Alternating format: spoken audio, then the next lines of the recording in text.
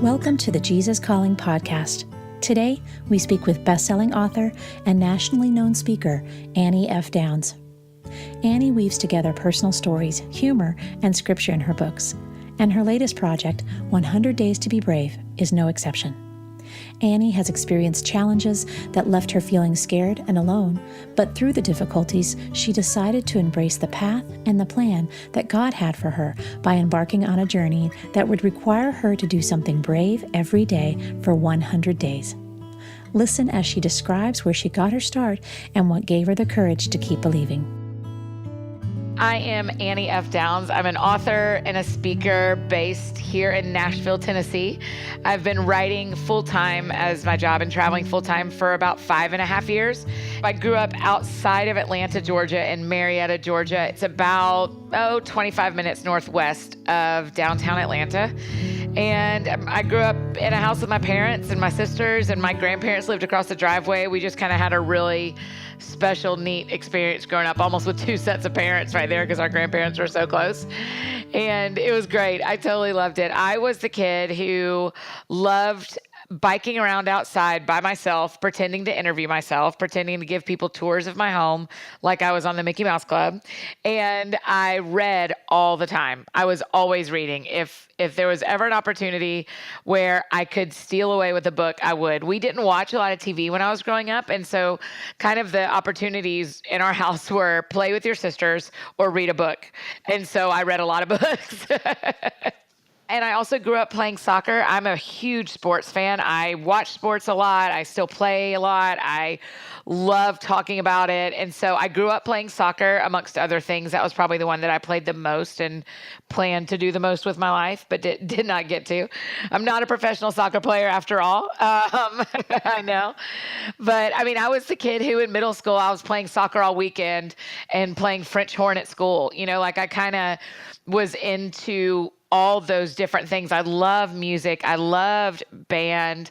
I thought it was super fun. And then I was also the girl who wanted to be outside, getting messy, playing around. And so I kind of had the best of both worlds growing up. It was super fun. And then as I went off to college, I always knew I wanted to be an elementary school teacher since I was in third grade.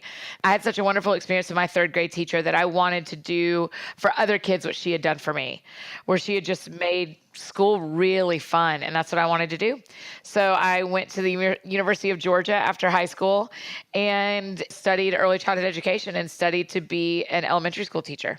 I taught 5 years of elementary school. I did 2 years of fifth grade and then 3 years of fourth grade.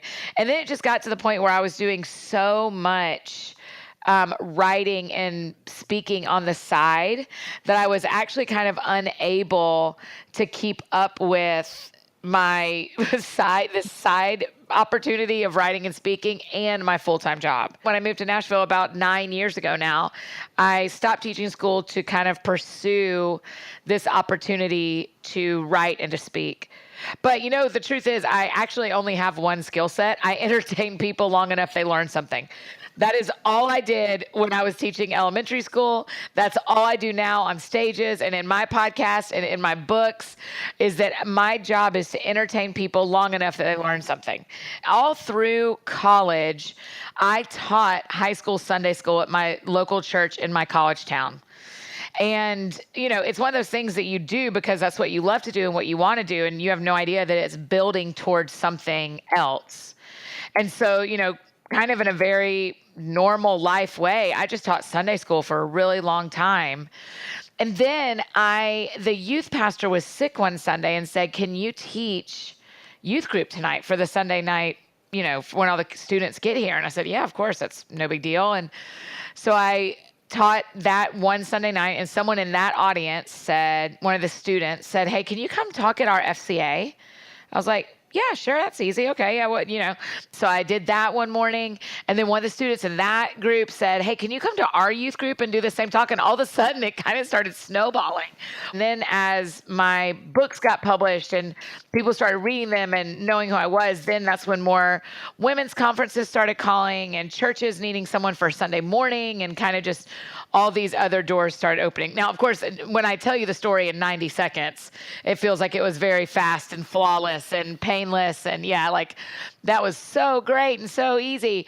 But that is not how it was. It was 11 years from when I first started writing until now. And it was 6 years of doing that with no one paying attention. And even before those 11 years started, it was 2001 that I started teaching Sunday school. So 17 years ago, 16 years ago, I was teaching Sunday school. And so it has been a really long journey that I've totally loved, but a super long journey that's had a lot of rejections and a lot of hard days and a lot of things go differently than I thought they would. But I am so grateful for it now. There was a season where I didn't keep going. In 2009 and 2010, I had signed with a literary agent with my first book called Perfectly Unique. And we had pitched it around and we'd gotten like 47 no's. Just so much rejection on that book that after a year together, we kind of just decided like, this probably isn't worth anybody's time anymore because we're not getting book deals and there's probably no one left in the publishing world to say no to this. And so at the end of 2010, I decided to self-publish my first book because I had already written and it was finished. And I thought, I just want something that my grandkids can hold that kind of goes like, look, Grandma wrote a book one time, And so that's how it started. I self-published that book. And then actually I moved to Scotland. And when I moved to Scotland, I was moving to work with a college ministry and kind of went like, okay, I tried to be an author and I was a speaker and now I'm moving on to something else. I thought this was finished, I thought we were done. And so for me, I say all that to say that for me, I had to trust the open doors and the closed doors and be really open-handed with my dreams. And I still have to do that because I still have a lot of dreams that haven't come true. And I have to trust that there are open doors and closed doors and be open-handed with those dreams and go, man, maybe the Lord's closing this door. Maybe he's not.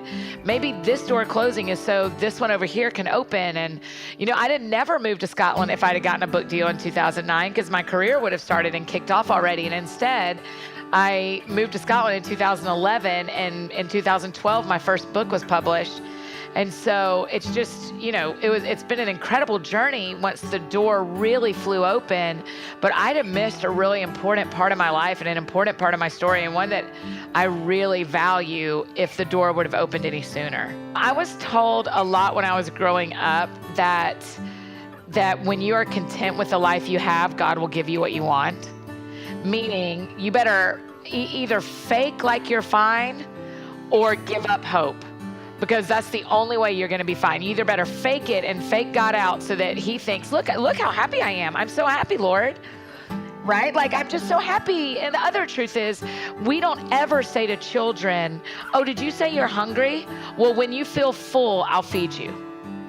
We don't ever say to people, if you're hungry, then pretend like you're full and you will feel better. Or ignore the hunger and it will go away. That's not how it works. Instead, what we need to do is honor people's hunger for the things they want in their life and teach them other ways to be full. I'm allowed to want what I don't have and love my life. It can be both. It just takes a little courage to have expectations and to have hope. All of us want something we don't have. Right? Humans are wanters. We all want things. And so if you want something that you don't have, you have to figure out how to live with the hope that you will someday get the thing you want, and the trust that there is a God who sees you even if you don't have in your hand the thing you've always wanted. And that just takes some guts, man. That takes some guts to go, yeah, I know God sees me. And I know that he is for me, even if I don't have what I want, or even if life hasn't turned out the way I thought it would.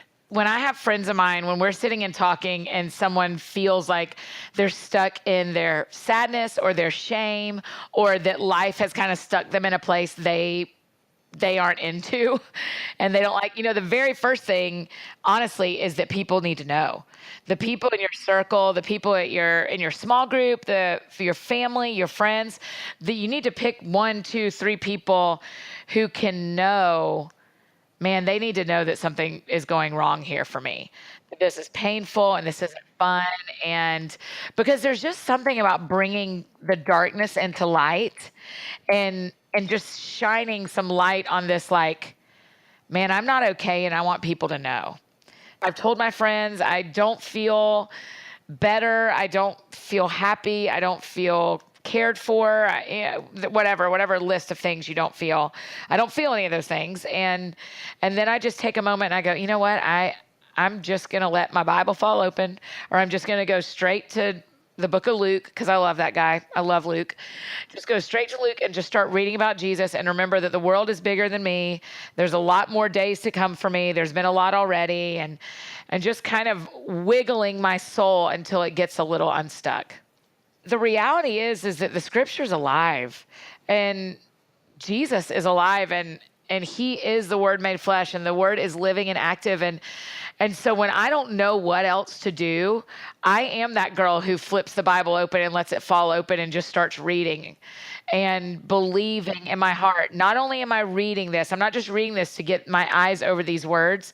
I'm reading this because this is alive, and it can, when I let it swim inside of me, it will change the inside of me. I think I probably ran across Jesus Calling like a lot of people did when it just started being the hubbub, right? It just started being the thing that everyone was talking about. Have you read this book? Have you seen these things? And I bought it, gosh, I can't remember how long ago now. My copy is very tattered and old, but I bought it many moons ago. And it just has really impacted me. There's something about Jesus Calling. There's something about this connection point where it is a reminder that we can hear God for ourselves, that we don't have to have a go-between, that we need confirmation before we make big life choices, that we need to be sure that what we are hearing matches the Word of God. Something I wrestle with a little bit is believing that God's good all the time. I know that's probably a not very Christian thing to say, but it is something that I have to I really choose to believe, and I know He is, but there are times where life doesn't feel that way. And there's such kindness in the words in the pages of Jesus Calling that remind me how good and kind God is. So it's just such a nice, beautiful addition to, when I'm making my tea in the morning, or when I'm, reading in the car. If I'm get somewhere early, I try to always have a book with me. I try not to just be on my phone all the time. And so sometimes that's what I grab is Jesus Calling, and I'll just read a couple of those days. And it has been so impactful and such a gift, I think, to our generation, to me personally, but to our generation. It's a book that really speaks well to us. The interesting thing to me is I think everyone's wanted to make a difference. The World War II generation is considered probably the greatest one that's come around as far as sacrificing and hard work and doing the hard thing for the sake of others. But there's something about what's going on right now, and with our ability to see the world, how small the world has gotten. I also think that sometimes that leads us to believe that the only way to make a difference in the world is to do something big and outside versus inside. Inside the life you already have, inside the places you're already called, inside who God has made you to be. I think sometimes we think courage and doing the brave thing means selling all of our stuff and moving as far across the planet as you can. And for some people, that is what it looks like, but that's never been what it looked like for me. What would it look like for you to be brave right where you are in the world God's already placed you in? What does courage look like for who you already are in the world you already live in? Younger people who are working through this kind of go, okay, well, I finished college and now I'm going to do blah, blah, blah. I'm going to go, I can't get a job at a corporate job. I have to go somewhere and go far. And you're like, well, God calls people to do corporate stuff a lot.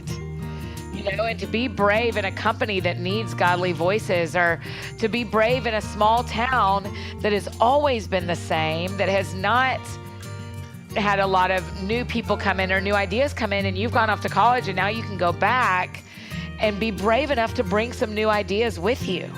So I think there's just a lot of opportunity to be brave and courageous in the lives we already have. In 100 Days to Brave, kind of my thought was, how would my life be different if I focused on something for 100 days, right? For about a little bit less than the third of a year, would my life be different if I thought about something for that amount of time? And I thought, that it takes a lot less time than that to make a habit. But I think when you're trying to process and really make a life change, 100 days, a third of a year, is a really decent amount of time to think about something and start stepping towards that thing. And so that was my hope with 100 Days to Brave, is that my friends who believe just like we believe and who are in their Christian walk with the Lord and really diving in will feel like, man, this pushes me towards that. This is 100 days of me pushing toward that. It's split up into some different categories. So there's also this opportunity to go like, man, I really need to be brave at work. I'm going to do those 9 days over and over again until I feel different, right? And then there's also this like, okay, maybe a group of us does these 100 days together and kind of digs in together and talks once a week or once a month. And then I also think about the friends of ours who believe a little bit differently, who are newer to their faith walk, who haven't decided for sure what they think about God and Jesus and where this all ends up. And I think, man, I hope that they pick this up and take those tiny 100 steps toward a brave life and toward a brave decision about who God is and who Jesus is and what he did for us. Find out more about Annie's new book, 100 Days to Be Brave, at anniefdowns.com. Stay with us as we get ready to talk with writer and crisis counselor Jamie Blaine after this brief message from Audible. As a special offering to you, the listeners of the Jesus Calling podcast, Audible is offering a free audiobook download with a free 30-day trial to give you the opportunity to check out their service. Find your favorite Sarah Young titles, including Jesus Calling and Jesus Always, in an audiobook version, and get it for free by trying audible.com. Check out a small sample of the Jesus Calling audiobook featured at the end of this podcast. To download an entire free audiobook today, go to audibletrial.com/JesusCalling. Again, that's audibletrial.com/JesusCalling for your full free audiobook. Now, on to the second half of our show.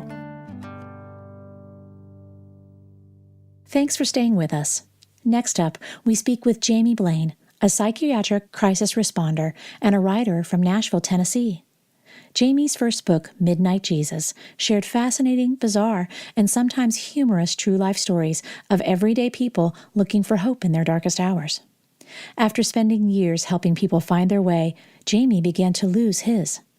Burned out and trying to find the key to God's purpose and plans, Jamie recounts how he encountered peace through his own stumbling way home and how that journey inspired his new book, Mercy Never Sleeps: Sleepless Thoughts on Faith, Heaven, and the Fear of Heights. My name is Jamie Blaine. I am a psychiatric crisis responder and a writer from Nashville, Tennessee. I was probably a hyper-focused, hyperactive kid, so I was very into books from a very early age. I was very inquisitive. I wanted to know how and why everything worked. I started playing drums when I was in elementary school, and sort of an adrenaline junkie and all of those fun kid things. And all of that works out to sort of inform the things that you do later in life, strangely enough. I think at an early age, I learned to sort of identify with the things that I had in common with people rather than letting the things that we did not have in common drive us apart. As I say in the book, I was just the DJ at the skating rink, and this psych charge nurse came up and offered me a job at a psychiatric hospital shortly after high school. We need somebody to go out at 2 a.m. and talk people off the bridge. It pays $20 an hour, you're on your own. And I guess I'm your man. I'll do it. I was very much a first responder in the sense that my chief priority is to, let's get this safe. So I'm going to meet you exactly where you are. And just from the spiritual point of view is I'm just here to listen to you. I'm not here to offer you any platitudes, or there's nothing profound that I'm going to say it's going to fix this. I wasn't trying to say something magic that was going to enlighten somebody and save the day, or really all I could do in a crisis was say, look, there's nothing I'm going to say that's going to fix this, but hook onto my belt loop and I'll see if I can't get us out of here. So that's how I got into this crazy job. But I guess if you had an inquisitive nature, it would just teach you so much about life. and so much about people. Why do I think things are so chaotic these days? There's a verse in the Bible where Jesus says, you can see that sawdust in the other people's eye, but you can't see that plank in your own.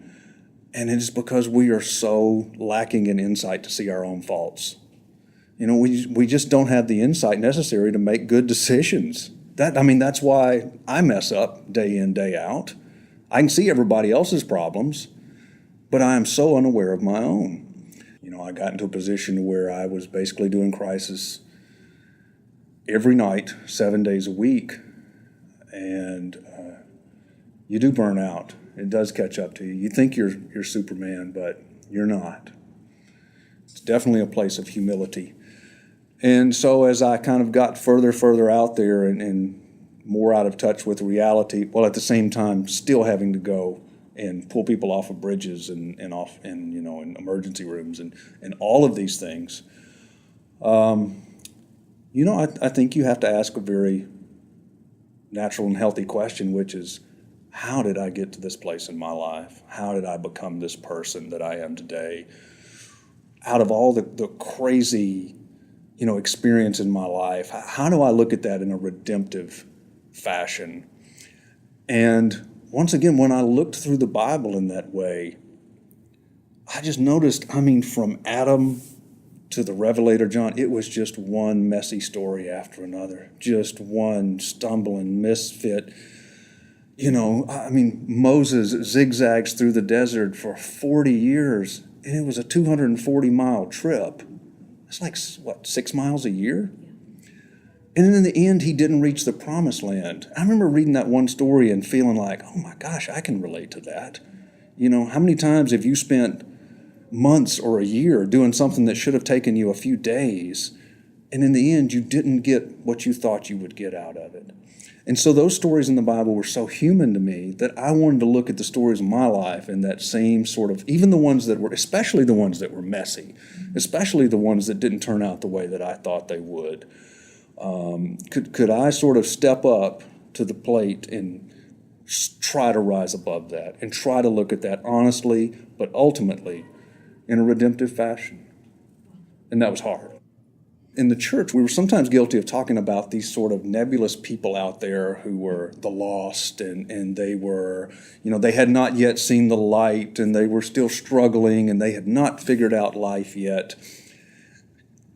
And over time, as I went out to the jails and the emergency rooms and the apartments at midnight and drugstore parking lots and working in the churches, I found out something that was amazing and disturbing.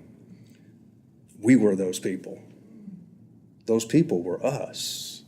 We were the least of these. And who we were corporately and who we were privately was two very different things. And to me, that was a very hopeful message, because I thought, oh my gosh, everybody's messed up. I'm not the only one.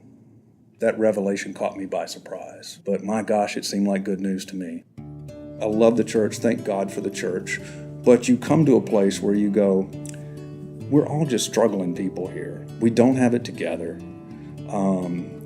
There had better be grace, or else we're all up the creek. And so that was the message I wanted to share. I wanted to tell that story because I wanted people to know that they were not the only ones struggling. I would go out to houses at night where people certainly using drugs, if not selling drugs, jail, solitary confinement, just some very rough places. And a lot of times you would see a book, you would see the Bible, you would see Jesus calling. And, in the most messed up people that you would never think. But they were searching and they were hungry. I think Sarah speaks to that secret place inside of you where you hide things and they ferret out all that hidden stuff and the secret sins but ultimately they lead you to a place of grace and hope and to turn from that. And she gets into that place. It's just amazing. And I think that's why people respond so positively to that book. And I think it's one of the reasons it's so universal, because I think she speaks in a personal voice, and sometimes in Christian writing, so much of it is a corporate voice, like I would teach you in a class, or like I would speak from a pulpit, or I'm addressing a group of people, and that's fine, and we need that. But we also need that one-on-one voice. This is just from me to you. And it's very personal and it's very private. But you know what I love about it is we're all looking for books that you can give to anybody. And you can give that book to anybody, no matter where they are. And it's going to speak to them. And God bless Sarah for that. Jamie's encounters with the people he was sent to help shaped and defined the way he looked at his own story. He talks about what inspired him to be vulnerable about his own journey through his new book, Mercy Never Sleeps: Sleepless Thoughts on Faith, Heaven, and the Fear of Heights. The thing that kicked this book off, I was in this jail cell one night. It was Thursday night, probably, 9:30. And sometimes it was just me and this one guy in this side cell. And it was in the fall, and there was a little sort of an opening up at the top of the cell, and sort of that fall breeze is sort of blowing through, and we were just hanging out, just talking. And this is a guy who has just had one disaster after another. He's a career criminal. He's a reprobate. He's just a character, And he starts to tell me this story about the summer after he graduated high school. And he would go out with his friends to the lake, and there was an island out in the lake. And on that island there was a tree, and they had built a tree house on top of it. And he could climb up on top of the tree house and see over into the lights of town. And he said, man, what I wouldn't give to go back to one of those summer nights when I could lay on top of that tree house and watch the lightning strike the water and bounce back up into the sky. And there was something about that was so honest and so real and so universal, because I thought about how much stuff I had like that. But you can't go back. You can't ever go back. But you don't have to let go. You don't have to lose that innocence. Time doesn't have to beat you down and steal everything that you love. If time can be changed, it can be redeemed. We look to how to redeem the past and how to hold on to innocence and youth and not become jaded, not become damaged, not lose that best person that we ever were. How do we redeem our past? How do we rise above that? If we're going to believe that the truth sets you free, then we have to be willing to look at it for what it is, not for what we wish it was or what we would make it out to be, or not through any delusional sunglasses. We got to look face to face to that ugly truth. And then you know what we figure out? It's a lot like everybody else's. We're all in this together down here. I'm not the only one. And my gosh, that's good news. God likes it when we're honest. And that's where we got to start. You just start from an honest place. Going, all right, this is who I am and this is where I am. And it's today. But that's all I got to deal with is today and this one moment that's right in front of me. And I'll believe in God and grace to get me to the next. And that's where we all are. It's all of us. I think sometimes the most redemptive thing that we can say to a person, the most helpful thing that I could say to a person in a mental health or a church counseling situation was, hey man, you know what? Me too. I'm struggling too. You're not the only person that's fighting with those things. And just to lay it out there, for good and for bad, to tell on yourself, and trust God and grace to bring us all home at the end. You can find Jamie's new book, Mercy Never Sleeps: Sleepless Thoughts on Faith, Heaven, and the Fear of Heights on Amazon.com. Next time on the Jesus Calling podcast, we speak with Becca Stevens, the founder and president of Thistle Farms and the writer of the book Love Heals. After experiencing the death of her father and subsequent child abuse when she was 5, Becca longed to open a sanctuary for survivors, offering a loving community.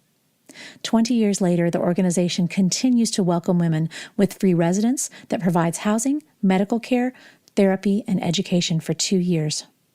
The global market of Thistle Farms helps employ more than 1,800 women worldwide, and the national network has more than 40 sister communities.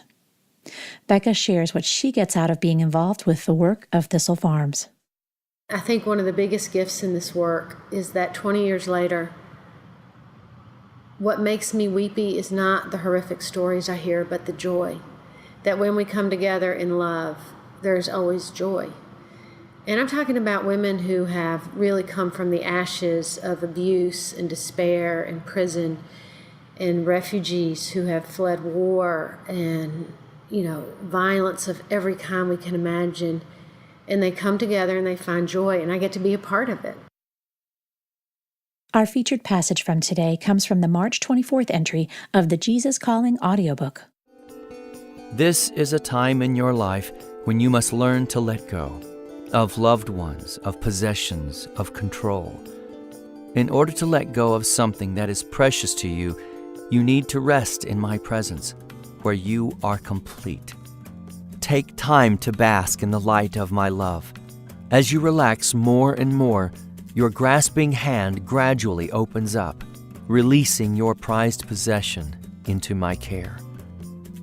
You can feel secure even in the midst of cataclysmic changes through awareness of my continual presence. The one who never leaves you is the same one who never changes. I am the same yesterday, today, and forever. As you release more and more things into my care, remember that I never let go of your hand.